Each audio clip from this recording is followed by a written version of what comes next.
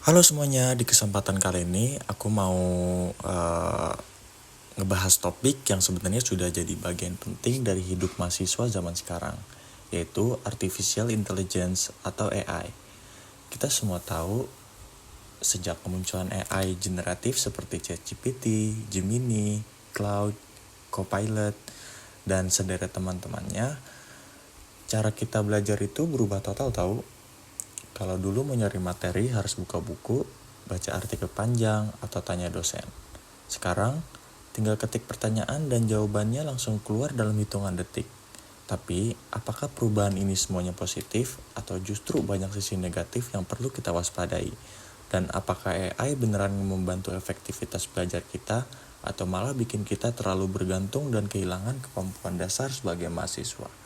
Nah, di presentasi kayak ini, aku bakal bahas semuanya dari awal sampai akhir secara lengkap dan mudah dimengerti. Jadi yuk kita mulai. Nah, sekarang AI udah bukan hal yang asing lagi. Semua orang bisa pakai, dari mahasiswa baru, mahasiswa tingkat akhir, sampai dosen pun mulai memanfaatkannya. Kita bisa nanya materi yang ribet banget, yang mungkin sebelumnya butuh waktu lama untuk baca buku dan browsing sana-sini. Tapi sekarang bisa dapat penjelasannya dalam hitungan detik. Tapi semudah itu justru menciptakan tantangan. Misalnya, apakah kita benar-benar belajar? Apakah kita jadi malas mikir? Apakah kita makin gampang nyontek? Dan apakah pemahaman kita bisa benar-benar dalam kalau semuanya serba instan? Nah, itu yang jadi fokus pembahasan kita. Nah, sebelum masuk ke pembahasan yang panjang, kita sederhanain dulu ke dua pertanyaan utama. Yang pertama, bagaimana mahasiswa menggunakan AI dalam aktivitas akademik sehari-hari? Kita bakal lihat bentuk-bentuk pemakaian yang umum, mulai dari yang bermanfaat sampai yang melanggar etika. Terus yang kedua, apa saja dampak positif dan negatifnya? Ini penting, karena AI tidak hanya mempengaruhi cara kita belajar, tapi juga mempengaruhi budaya akademik di kampus.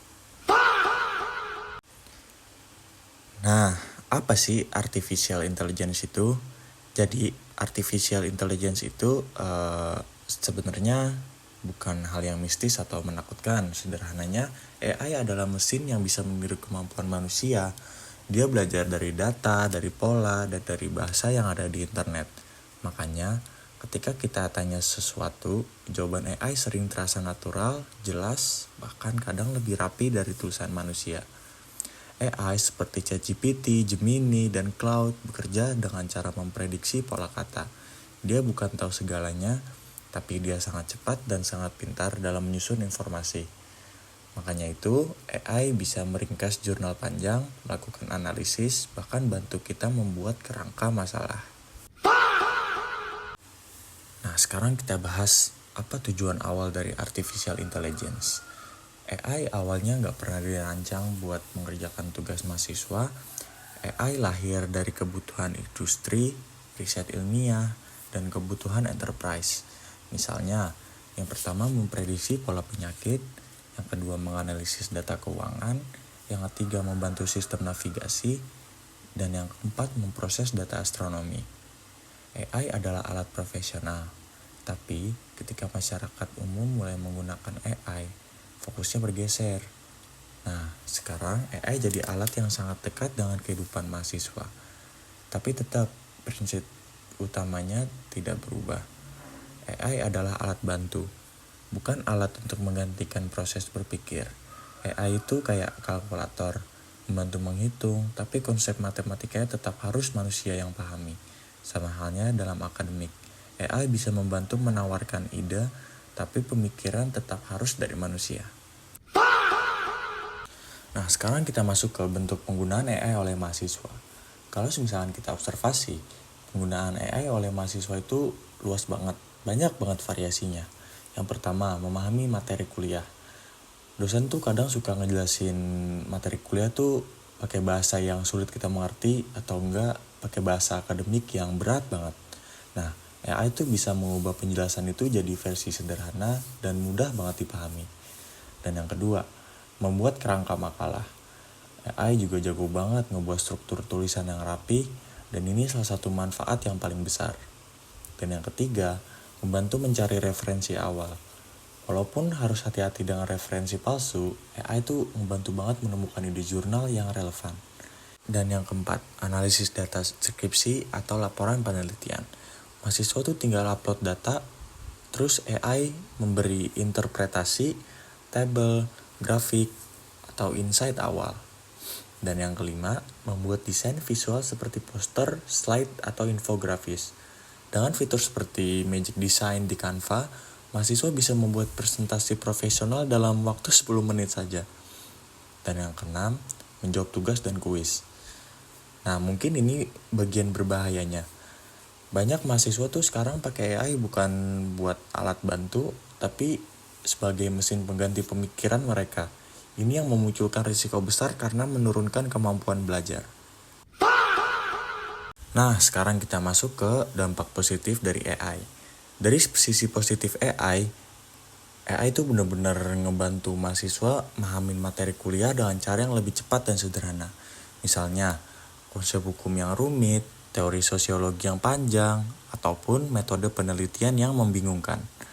Dengan AI, mahasiswa tuh bisa meminta versi penjelasan lain yang lebih sesuai dengan gaya belajar mereka. Selain itu, AI juga meningkatkan kecepatan belajar. Kalau dulu harus baca 10 halaman jurnal untuk memahami satu konsep, sekarang AI bisa merangkum dan menjelaskan dalam beberapa paragraf saja. Dan AI membuka peluang baru untuk pembelajaran mandiri. Mahasiswa bisa belajar kapan saja tanpa harus menunggu dosen atau teman. Nah, AI juga membawa dampak besar dalam bidang riset.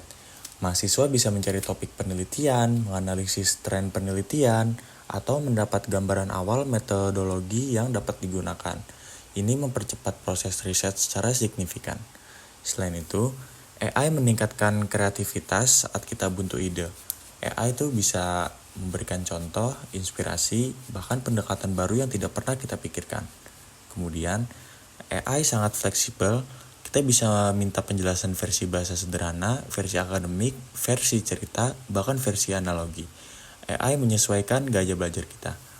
Dan terakhir, AI mendorong produktivitas mahasiswa jadi lebih cepat dalam menyelesaikan tugas, mengatur waktu, dan menyusun rencana kerja.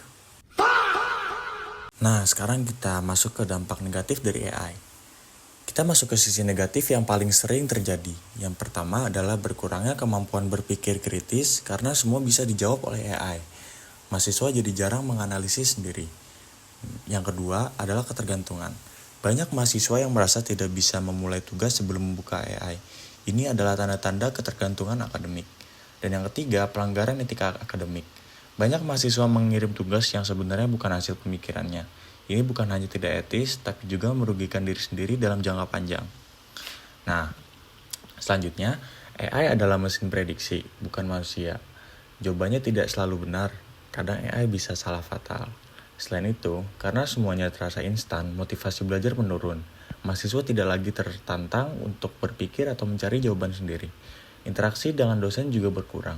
Padahal diskusi adalah bagian penting dari proses belajar.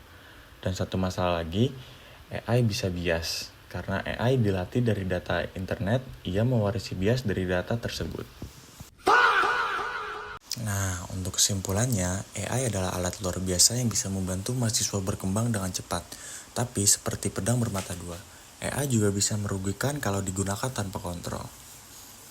Gunakan AI itu buat mendukung pembelajaran, bukan buat menggantikan proses belajar itu sendiri. Jika kita bisa menempatkan AI pada posisi yang tepat, kita bisa menjadi generasi mahasiswa yang lebih cerdas dan lebih kreatif.